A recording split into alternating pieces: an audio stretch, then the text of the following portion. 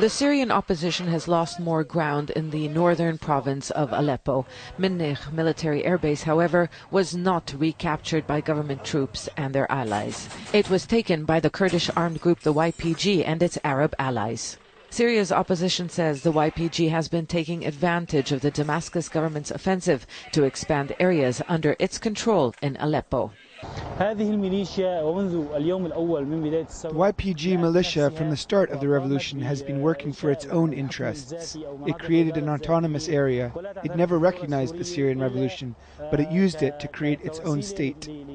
The capture of Minnih Air Base means the YPG is now close to the main rebel-held border crossing with Turkey.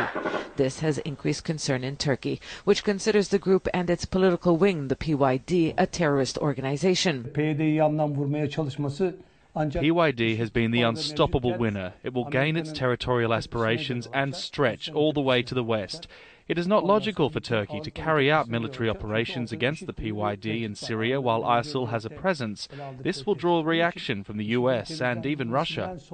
The YPG and its ally, the Syrian Democratic Forces, are partners of the US-led coalition against ISIL. Turkey has harshly criticized the US for accepting the groups as allies, but the Obama administration has made it clear this policy is not going to change. The YPG also enjoys good relations with Russia. It's a complicated web of alliances on the ground in Syria. Officially, the Damascus government and the YPG are not allies, but they haven't turned their guns on each other since the start of the uprising. It's not clear if there is any coordination in the offensive against the opposition in Aleppo. But what is clear is that the government and the YPG are both heading towards Aleppo's border crossing with Turkey.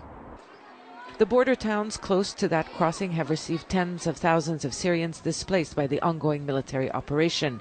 Turkey continues to be criticized for not allowing them to enter. Instead, it argues the refugees could safely remain in a designated zone along the Syrian side of the border.